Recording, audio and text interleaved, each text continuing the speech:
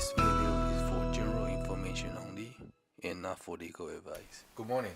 I was reading this article written by Gina Ricanova in LA Daily Journal, and she talks about Assembly Bill 168 that was introduced earlier this year, which will prohibit California employers from requesting information about a job applicant's salary history or benefits. Okay. The spirit of the bill, according to her, is really to combat uh, the, the gender disparity of pays between male and female. Okay, and she also talk about a lot of states that are moving toward this trend, and she lists those states specifically. Okay, and then she circle back and say and introduce a contradictory federal court ruling earlier this year in April that seems to go opposite direction.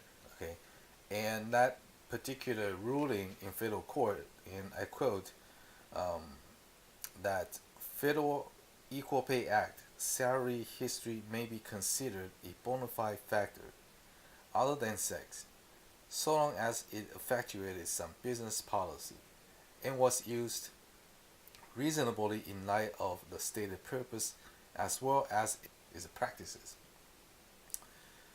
And the court further states that the salary history standing alone may constitute a bona fide reason for pay disparity other than sex so long as it serves a legitimate business purpose.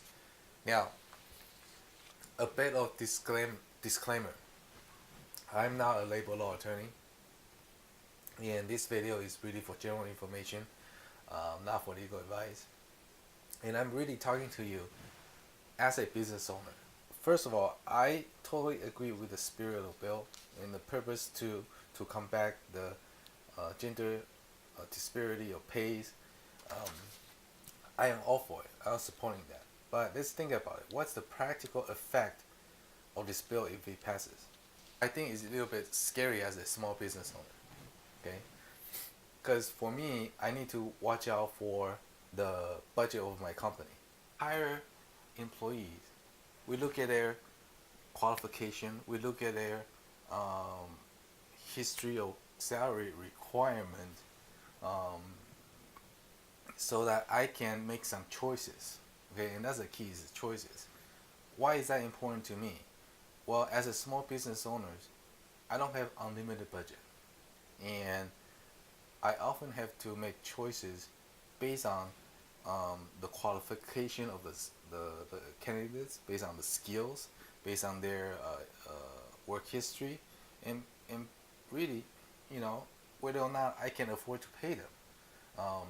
Let's say if I have three employees, the top three candidates sitting in front of me, and I have to make a choice to hire one of them. Okay, each of them, they have different skills. Each of them has a salary requirement, and you know what?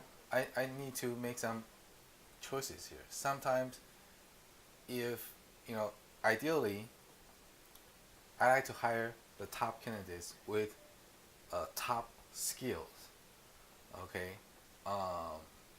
but as a small business owner, sometimes the cost of hiring that individual is just out of touch, right? And so I have to go to the next candidate and say, okay, this one has a little bit less skills, personality is okay, it's still fit, but not as good as the first one. But the salary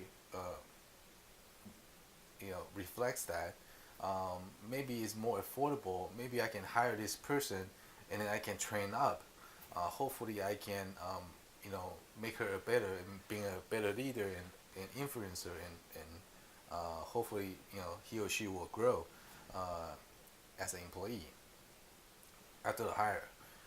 So that's kind of choices that I have, and I really don't like a regulation telling me I cannot even ask their salary history and make that part of my hiring uh,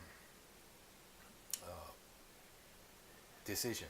Okay, and I understand currently there are a lot of laws out there already. A lot of employers, they don't even want to get in trouble, and therefore they avoid asking their salary history. But once this passes, it's required. Um, so I just don't like that idea at all.